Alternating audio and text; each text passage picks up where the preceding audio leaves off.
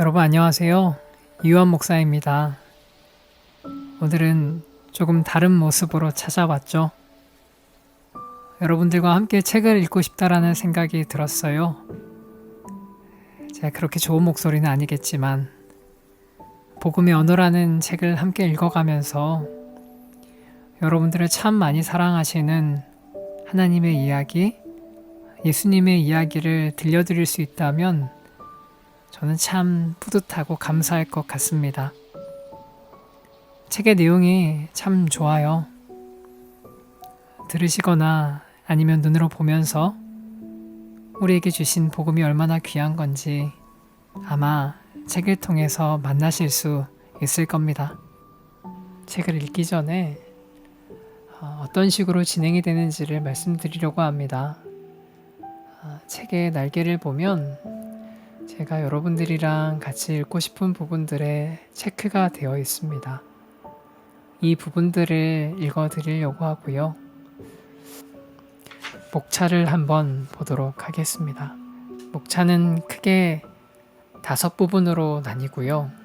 1부, 복음의 유창성과 2부, 그 복음이 무엇인지, 그리고 이어지는 3부부터 5부까지는 내 안에 있는 복음과 우리라는 공동체 속에 있는 복음, 그리고 이 울타리를 넘어서 타인에게 전하는 복음입니다.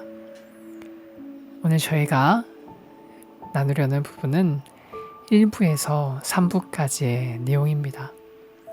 먼저 1장, 우리는 모두 불신자이다를 보겠습니다. 나는 불신자이다. 당신도 불신자이다. 잠깐, 불신자인 당신이 어떻게 예수 그리스도의 복음에 대한 책을 쓰지? 그리고 당신이 나에 대해서 뭘 알아? 내가 누군지 알아? 어쩌면 당신은 지금 이렇게 생각하고 있을지도 모르겠다. 나는 자라면서 이 세상엔 2 종류의 사람이 있다고 생각했다. 예수 그리스도와 그분이 우리를 위하여 행하신 일을 믿는 사람과 믿지 않는 사람, 이렇게 말이다. 우리 모두는 이 둘 중 하나라고 생각했다. 그런데 25년 이상을 목사로 살아온 지금 나는 나를 포함한 우리 모두가 불신자임을 깨달았다. 우리 모두가 불신자라는 말은 우리 삶에 여전히 하나님을 믿지 못하는 부분들이 있다는 의미이다. 우리는 하나님의 말씀과 그분이 예수 그리스도를 통해 이루신 일이 내 과거와 현재와 미래를 책임지기에 충분하다는 사실을 온전히 믿지 못한다.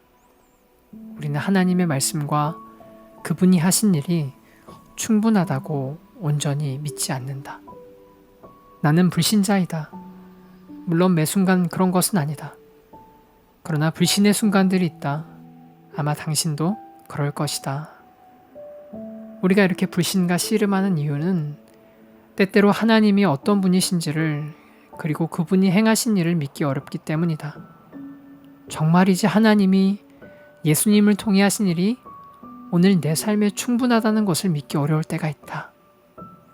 예수님에 대해 안다고 할지라도 그분이 내 삶에 어떤 의미가 있는지 아직 믿지 않을 수도 있다. 아니면 믿기는 하는데 그 믿음이 매일의 삶과 일상을 변화시키지 못하고 있는 것일 수도 있다. 우리는 모두 매일 혹은 때때로 보이지 않는 적에게서 공격을 받는다. 우리는 거짓과 비난의 소리를 듣는다. 유혹에 흔들리고 속임수에 넘어간다. 어렸을 때 들었던 폭력적인 말이 마음 가운데 되풀이되면서 심령에 생명을 앗아간다. 우린 현재의 삶을 바라보며 더 나은 삶을 갈망한다. 그리고 앞이 내다보이지 않는 미래를 바라보며 하나님 없이 불안과 염려, 두려움이 가득한 삶을 살아간다. 우린 믿지 못하고 소망을 갖지 못하고 하나님의 말씀과 행하심을 믿지 못할 이유가 너무나 많다. 그래서 도움이 필요하다. 우리는 복음이 필요하고 복음에 유창한 사람이 되어야 한다. 우리는 복음을 믿고 복음의 진리들을 알아야 한다. 복음을 삶의 모든 방면에 적용시키는 방법을 알아야 한다. 우리는 예수님에 대한 진리를 우리 삶의 어려움과 일상에 적용하는 법을 알아야 한다.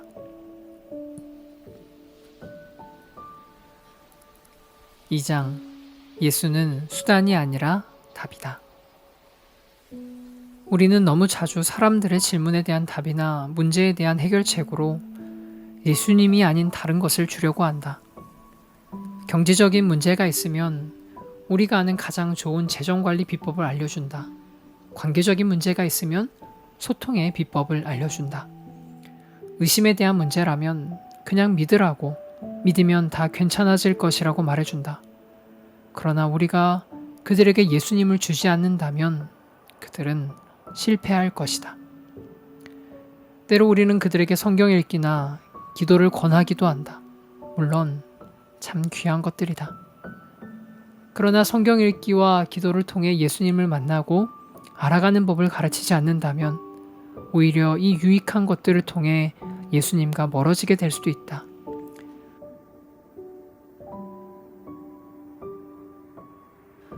성경 공부 참 좋다. 기도도 참 좋다. 경제적인 문제, 관계적인 문제 등 삶의 여러 영역을 지혜롭게 해결해 나가는 것도 중요하고 필요하다. 그러나 우리가 서로에게 예수님을 전하지 않는다면 우리는 서로를 그분에게서 멀어지게 하고 있는 것이다. 우리의 성경 지식은 늘어날지언정 예수님에 대한 사랑은 깊어지지 않을 것이다. 엄청난 기도의 용사라도 다른 신에게 기도할 수 있다. 경제적인 문제가 해결되더라도 중심이 잡혀있지 않는다면 여전히 흔들릴 수밖에 없다. 우리가 대화와 갈등 해소에 능통해지더라도 예수 그리스도를 통해 하나님과의 관계가 회복되지 않는다면 우리의 관계들은 얕고 일시적인 것일 수밖에 없다. 다시 말해, 우리가 서로를 그리스도의 장성한 분량까지 자라게 도와주고 싶다면 우리는 그리스도에 대한 진리를 우리 삶의 모든 방면에 적용하는 방법을 익혀야 한다. 우리가 직면하는 모든 문제, 모든 상황, 모든 것에 대한 예수님에 대한 진리를 적용해야 한다. 우리가 예수 그리스도에 대한 진리가 아닌 것으로서 서로를 권면하고 성장시키려 한다면 우리는 오히려 서로를 그리스도에게 멀어지게 할 것이다. 수많은 사람들이 오직 죽음 이후의 삶을 위해서만 예수님을 찾는 이유가 바로 여기에 있다. 그들은 예수님에 대한 진리를 천국에 다다르기 위한 해답으로만 배워왔다. 그들은 예수님이 그들의 재정 문제, 성생활, 직장 문제, 그리고 가정 문제에 대한 진정한 해답이라는 사실을 모른다. 그들에게 예수님은 죽음 이후의 삶에 대해서만 좋은 소식일 뿐 지금 직면하고 있는 일상의 삶 가운데에서는 아무런 영향력이 없다. 저자는 한 이혼한 여성에 대한 이야기를 꺼냈고 그 여성은 자신의 남편이 계속 문제가 있다라고 생각했습니다. 그리고 이 여인을 도와주고자 하는 맥락에서 이런 이야기를 결론적으로 이야기합니다. 당신이 원한다면 우리가 당신의 전 남편을 만나볼 수 있습니다. 하지만 더 중요한 것은 당신의 전 남편이나 다른 무엇이 아닌 예수님이 당신 삶의 중심이 되는 것입니다. 하나님만이 용서하실 수 있고 하나님만이 당신의 필요를 채우실 수 있고 하나님만이 예수님이 하신 일을 통해 당신을 영원히 사랑하실 수 있습니다. 이것이 우리가 알리사와 나눈 예수님에 대한 이야기의 시작일 뿐이었다. 예수의 진리를 모든 삶에 적용한다는 것은 이런 것이다. 우리의 내세를 위한 수단이 아닌 우리의 매일의 삶 가운데 예수님을 알아가는 것이 바로 복음이다. 이것이 복음의 유창한 것이다. 3장 복음의 유창해져라. 여기에서 저자는 복음의 유창해지는 과정이 마치 외국어를 배우는 과정과 같다고 이야기합니다. 외국어를 배우려면 그 외국어를 사용하는 문화 속에서 온통 빠져들어야지 언어를 배우듯이 복음도 그렇다라는 것을 반증하려고 합니다. 언어의 유창해지는 것은 단순히 모르는 언어를 아는 언어로 번역하는 것에서부터 그 언어로 삶의 모든 것을 해석하는 데까지 이르는 것이다. 그 언어로 생각하고 느끼고 자유로이 말할 수 있을 때에 비로소 유창해지는 것이다.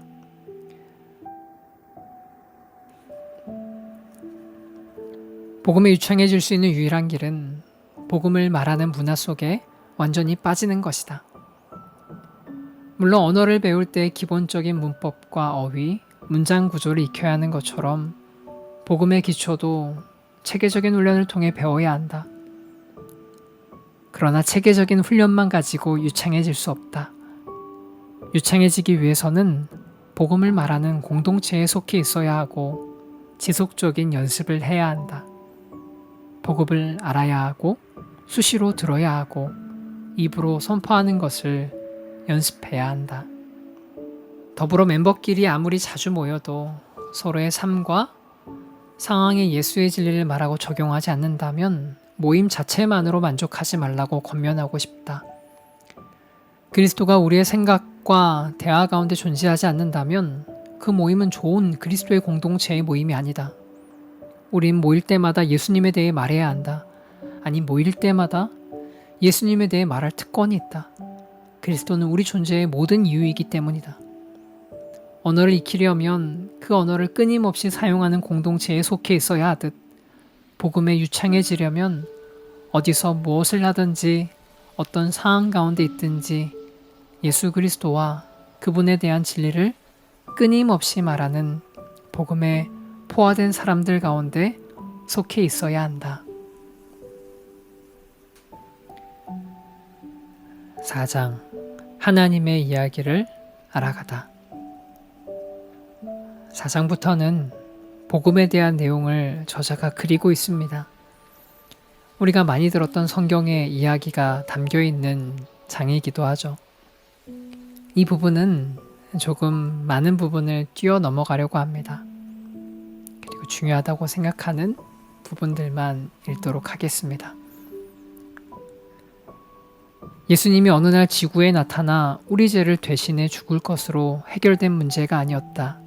죄의 문제는. 그분은 우리가 되지 못한 하나님의 의가 되시기 위해 우리가 살지 못한 완벽한 삶을 이 땅에서 살아내셔야 했다. 하나님이 우리에게 마땅히 요구하시는 그런 삶을 말이다. 하나님은 우리 죄의 계좌가 단지 영에 머물러 있는 것을 원치 않으신다.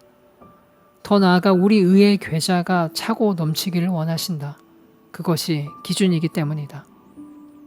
인간의 삶에 대한 하나님의 기대는 그분의 영광이다. 우리의 삶을 통해 우리가 느끼고 생각하고 행동하는 그 모든 것을 통해 하나님이 정말 어떤 분이신지를 드러내고 선포하는 삶을 살기를 기대하신다.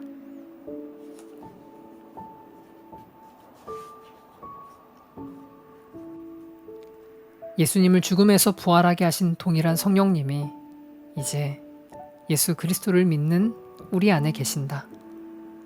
예수님과 삶과 죽음에 대한 믿음을 통해 우리는 모든 불의에서 깨끗해졌고 하나님이 거하시는 거룩한 처소가 되었다. 하나님은 거룩하지 않은 사람들 안에 거하지 않으신다. 그러나 우리는 예수님이 행하신 일을 통해 그분을 믿는 믿음으로 말미암아 의롭고 거룩하다는 칭함을 받았다. 그리고 이제 하나님의 영이 하나님의 자녀인 우리 모두 안에 거하신다. 말씀으로 세상을 창조하시고 홍수로 심판하시고 홍해를 가르시고 병든 자를 고치시고 죽은 자를 살리시고 귀신을 내쫓으신 그분의 존재와 능력이 이제 우리 안에 있다. 사탄과 죄와 죽음을 이기는 능력이 우리에게 있는 것이다. 이것이 복음이고 복음이 하는 일이다. 복음은 왕이신 예수님의 삶과 죽음, 장사와 부활에 대한 좋은 소식이다. 복음은 우리 삶을 구원할 뿐만 아니라 예수님의 능력에 대한 좋은 소식을 세상에 전하기 위해 하나님의 통치를 우리 삶 가운데 임하게 한다.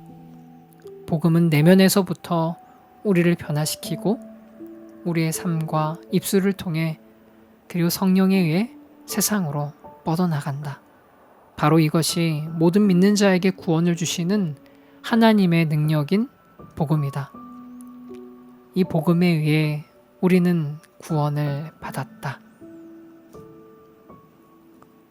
6장 믿음이 구원과 무슨 상관이 있는가? 우리가 해야 할 일은 스스로 하나님과의 관계를 바로잡으려는 우리의 노력을 내려놓고 예수님이 우리를 위해 행하신 일을 믿는 것이다. 우리는 예수님이 행하신 일을 믿음으로 구원을 받는 것이지 우리의 행위를 믿음으로 구원을 받는 것이 아니다. 우리는 모두 누군가를 아니면 무엇인가를 믿으며 살아간다. 그리고 우리가 믿는 그것이 우리의 모든 존재와 행동을 주관한다. 우리의 모든 행동은 우리의 믿음의 실제적인 표현인 것이다. 아담과 하와가 범죄한 후 하나님께서 어떻게 그들에게 다가가셨는지를 한번 기억해보자. 하나님은 그들에게 창피한 줄 알아라 말씀하지 않으신다. 그들은 이미 그들의 죄로 인해 수치심을 충분히 느끼고 있었다. 대신 하나님은 그들이 어디에 있는지 그리고 왜 숨어야 한다고 생각하는지를 물으셨다. 하나님은 그들의 행위를 통해 그들의 믿음을 다루신 것이다. 하나님은 그들이 어디에 숨었는지 무슨 잘못을 저질렀는지 이미 다 알고 계셨다. 다만 그들이 왜 숨었는지 고백하기를 원하셨다. 그렇게 이렇게 물으신다. 누가 너의 벗었음을 내게 알렸느냐? 다시 말해 너에 대한 누구의 말을 믿고 있니? 내 말을 믿니? 아니면 다른 이의 말을 믿니? 라고 물으신 것이다. 그들은 하나님의 말씀을 불신했기에 자기 자신을 믿게 된 것이다. 그리고 그들의 지속된 불신이 그들로 하여금 하나님께로부터 멀어지게 한 것이었다. 하나님을 피해 숨으면서 자기 자신을 더욱 믿는 것은 해답이 아니었다. 해답은 오직 회개하고 믿음으로 하나님께 돌아가고 하나님의 은혜와 용서와 화합, 회복을 구하는 것이었다. 우리가 해야 할 일이 바로 이것이다. 우리의 잘못된 믿음을 회개하고 믿음으로 하나님께 돌아가야 한다. 복음을 믿어야 한다. 우리는 은혜로 인해 믿음으로 구원받았기 때문이다. 많은 사람들이 자기 자신에게서 속죄함을 찾는다. 그래서 우울증, 시기장애, 자해, 심지어 자살을 통해 자학을 한다. 또 어떤 이들은 타인을 향한 쓴뿌리와 징후로 가득한 삶을 살아간다. 나는 내 딸 헤일리가 자기 죄를 위해서 그리고 타인이 자신에게 행한 죄를 가지고 기꺼이 예수님께 나아가 죄사함을 구하는 딸이 되기를 소망한다. 우리는 우리의 믿음을 하나님이 아닌 하나님이 만드신 사물이나 우리가 할 수 있는 일에 두었다. 하나님은 우리가 잘못된 믿음 안에 있을 때 그냥 두신다. 그 잘못된 믿음이 우상 숭배의 산물인 죄와 상함, 도착과 아픔을 초래하도록 허락하신다. 그렇게 하시는 이유는 우리가 죄의 끔찍함을 직접 보고 죄를 용서하시고 불의를 씻으시고 상처를 치유하시는 유일하신 하나님께로 돌아오게 하기 위함이다. 7장 복음이 진정 좋은 소식인가? 사람들은 예수님에 대해 이야기하는 것이 어렵냐고 자주 묻는다. 그럴 때마다 나는 우리가 영적 전투 중에 있다고 답한다. 즉 사탄은 우리가 좋은 소식을 들음으로써 그의 파괴적인 통치와 노예 생활에서 자유해지는 것을 원치 않기 때문이라고 답한다. 나는 악한 영들이 그리스도인들로 하여금 두려움을 느끼게 한다고 믿는다. 거절에 대한 두려움, 잘못된 말을 할 것 같은 두려움, 그리고 자신의 행동으로 누군가가 오히려 예수로부터 멀어질 것 같은 두려움을 말이다. 작가는 7장에서 사랑하는 사람이 그 상대방에 대해서 이야기하듯이 복음에 사로잡힌 자들은 복음에 대해서 말할 것이라고 이야기합니다. 부제가 나와 있죠.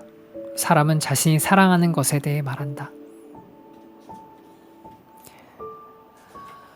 또한 이런 부제도 나옵니다. 사람은 자신이 말하는 것을 사랑한다. 그리고 좋은 통찰이 하나 나옵니다. 사람은 성능이 좋은 것에 대해 이야기한다. 그리고 이 장의 말미에 이렇게 이야기합니다. 죄의 값은 치러졌고 사탄은 끝장났고 죽음은 사망했다. 예수님은 사탄과 죄와 죽음에게 공개적 망신을 선사하셨고 우리를 위해 승리하셨다. 이제 우리는 자유함과 용서함을 누리게 되었고 사랑을 받게 되었으며 정복자 그 이상이 되었다. 당신들은 이 사실을 믿는가? 이 사실을 사랑하는가? 예수님을 사랑하는가? 그렇다면 세상에 선포하라. 당신의 동네에 외치라. 당신의 친구들에게 말하라. 당신의 배우자에게, 당신의 자녀들에게, 당신의 이웃들에게, 당신의 상사에게, 당신의 직장 동료에게, 그리고 당신의 원수들에게 말하라. 매일같이 말하라. 모든 사람에게 이 놀라운 사랑이 죽음과 미움, 아픔과 슬픔을 이겼다고 말해주어라. 좋은 소식이다. 정말 좋은 소식이다. 예수 그리스도의 복음이다. 이 복음은 당신 안에서 시작되고 당신 마음에서 흘러넘쳐 당신의 입을 통해 세상으로 흘러나온다. 마음에서 차고 넘치는 것이 입술의 말로 나오기 때문이다. 8장 생각과 전쟁을 치르다.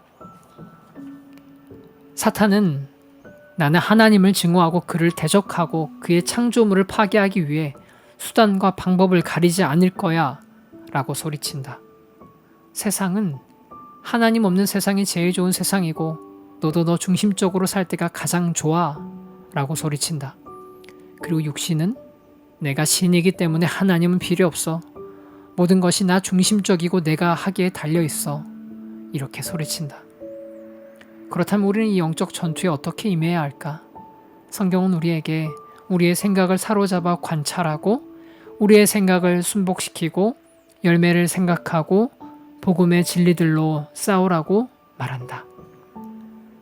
진리와 거짓을 분별하는 법을 배우는 좋은 방법 중 하나는 성경 말씀을 지속적으로 읽는 것이다. 당신의 머릿속에 들리는 그것이 성경과 대치된다면 그것은 거짓말이다. 사탄은 이렇게 우리를 고발한다. 몇 번이나 더 실패해야 내가 루저라는 걸 깨닫겠니? 넌 늘 이렇게 보잘것없는 사람으로 살아갈 게 분명해. 이 모든 게 다 내가 너무나 더러운 죄인이기 때문에 그런 거야. 넌 원래 그래. 내가 봤을 때 넌 그리스도인이 아니야. 사탄은 우리를 이렇게 고발함으로써 우리를 끌어내리는 것을 좋아한다. 그리고 그가 가장 자주 사용하는 수법은 우리에게서 그리스도 안에 있는 진리를 막는 것이다. 예수님이 우리를 변화시키기 위해 무엇을 하셨는지 알지 못하게 하는 것이다. 사탄은 우리가 예수님을 위해 담대하게 살아가는 것을 원치 않기 때문에 우리가 두려움과 죄책감, 수치 가운데 위축되도록 거짓으로 우리를 고발한다. 또한 사탄은 제약된 쾌락과 헛된 욕망을 통한 인위적인 만족감을 가지고 우리를 유혹한다. 또한 하나님의 일하심이 선하지 않다고 우리를 설득하려고 한다. 그리고 우리의 욕구와 갈망을 손쉽게 충족시킬 지름길을 제시하기도 좋아한다. 우리 마음이 하나님께 순복하지 못하도록 죄를 매력적으로 보이게 만들어 우리를 유혹하기도 한다. 이처럼 유혹은 다양한 모양으로 찾아오지만 모든 유혹의 공통점은 충족되지 않는 욕구를 향한 공허한 약속이라는 것이다. 사탄은 우리에게 하나님 밖에서 하나님을 떠나 깊은 충족과 만족을 얻을 수 있는 지름길이 있다고 설득하려 한다. 저자는 어떻게 하면 사탄의 고발에서 벗어나 복음을 나의 생각에 넣을 수 있는지를 설명하려고 합니다. 복음에 더 유창해져야 한다는 사실을 깨달았을 때 내게 그 과정은 결코 자연스럽지 않았다. 먼저 나 자신에게 복음을 설교하는 연습을 해야 했다. 나 역시 하루를 시작할 때마다 복음의 진리들을 반복적으로 나 자신에게 선포해야 했다. 하나님은 완벽하시다. 예수님은 나를 위해 완전한 삶을 사셨다. 예수님이 나의 의로움이시다. 하나님은 나를 사랑하신다. 예수님이 내 죄를 위해 죽으셨다. 나는 사랑받는 자이고 용서받은 자이다. 하나님은 전능하시고 강력하시다. 하나님은 살아계시고 내 안에 거하신다. 하나님은 나를 위하시는 분이지 나를 대적하는 분이 아니시다. 하루에도 몇 번씩 나는 반복적으로 나 자신에게 복음을 선포했다. 나는 성령님께 가르쳐달라고, 격려해달라고, 예수님에 대한 진리를 상기시켜달라고, 그리고 내 마음과 생각이 잘못된 길로 빠질 때 고쳐달라고 간구했다. 나는 지금도 이렇게 살아간다. 매일 성령님께 예수님에 대한 진리를 내 마음 가운데 선포해달라고 간구한다. 성령님, 예수님에 대해 상기시켜주세요. 그분에 대해 지속적으로 가르쳐주세요. 그분이 하신 일, 지금도 하고 계시고 앞으로도 하실 일에 대해 가르쳐주세요. 성령님의 능력이 필요합니다. 복음에 유창한 사람이 되고 싶다면 당신도 매일 이 질문들을 스스로에게 던져야 한다. 새로운 언어를 배울 때와 마찬가지로 당신도 당신의 생각을 제압하고 관찰해서 그것이 복음과 일치하는지 돌아보고 스스로에게 복음의 진리들을 반복적으로 선포해야 한다. 그래서 당신의 생각들을 하나씩 그리스도께 순복시켜야 한다. 저자는 결국에는 복음의 검을 들고 대적들과 싸우라고 이야기합니다.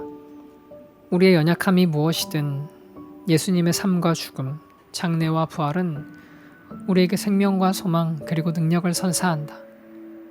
그리스도를 믿음으로 인해 그분을 의지하고 그분에게 순복하는 우리에게도 예수님의 모든 속성과 성품과 축복이 주어지는 것이다. 9장 삶의 열매로 뿌리를 추적하다. 지금 9장은 3부 내 안에 있는 복음에서 다루는 내용들입니다. 여기에서 저자는 자신의 삶의 열매를 맺은 것에 뿌리가 무엇일지를 추적해야 한다고 이야기합니다. 만약 자신의 삶에 불신의 열매가 맺었다면 아마 거기에는 하나님을 제대로 알지 못하는 뿌리가 숨겨져 있을 것이고, 여기에 보면 뿌리와 열매가 나옵니다. 좌측에 보면 육의 일, 우측에 보면 성령의 열매라고 나옵니다. 두려움이 있고 걱정이란 열매가 맺었는데 왜 이러한 것들이 열매 맺었는지를 뿌리를 추적해야 된다는 거죠. 내가 누구에게 걱정하고 하나님의 행하신 일이 무엇이기에 걱정하고 하나님은 어떠한 존재이신지를 질문하면서 우리가 하나님을 어떻게 오해하거나 하나님에 대해서 잘못 알고 있었는지를 뿌리를 추적하라는 것입니다. 그렇기 때문에 우리의 삶에 평안이 없고 기쁨이 없고 사랑이 없고 소망이 없다면 거꾸로 뿌리에서부터 진단을 해야 하는 거죠. 그거를 회개라고 이야기합니다. 그때 우리는 뿌리로부터 올라갈 때 하나님이 누구시며 하나님이 우리에게 어떠한 복음의 일을 주셨는지 그리고 그 복음 안에 나는 누구인지를 살핀다면 우리의 삶의 열매가 맺어갈 것을 도표로 보여주고 있는 것이죠. 참 좋은 도표라고 생각합니다. 우리는 수면 밑에서 자신의 행실을 생산하고 동기를 부여하는 신념들, 죄 밑에 죄, 그 뿌리를 고백해야 한다. 모든 죄는 잘못된 신념, 잘못 믿는 것들, 그리고 궁극적으로 예수님을 믿지 못하는 불신에서 나온다. 또한 대부분의 경우 열매를 넘어 뿌리를 다루지 않기 때문에 복음 안에서의 내면의 변화가 아닌 행동 수정에만 집중하게 되고 마는 것이다. 미안해, 다시는 그러지 않겠다고 약속할게. 미안해, 내가 앞으로 더 노력할게. 이러한 말들이 흔한 반응이다. 삶의 열매들을 뿌리로 추적한 이후에는 하나님이 그리스도 안에서 당신을 위해 행하신 일과 그분의 성품을 계시해 주시기를 성령님께 간구하라.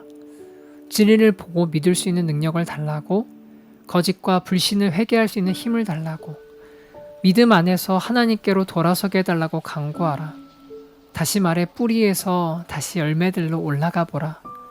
이렇게 하려면 먼저 복음을 알아야 하고 성경을 꾸준히 묵상함으로써 구체적인 삶의 상황 가운데 하나님의 진리를 선포할 준비가 되어 있어야 한다. 이 연습을 계속하다 보면 예수 그리스도를 닮아가고 있는 자신을 발견하게 될 것이다. 여기서 더욱 복음으로 변화를 받으면 복음에 대해 더욱 말하고 싶어질 것이고 복음에 유창한 사람이 될 것이다.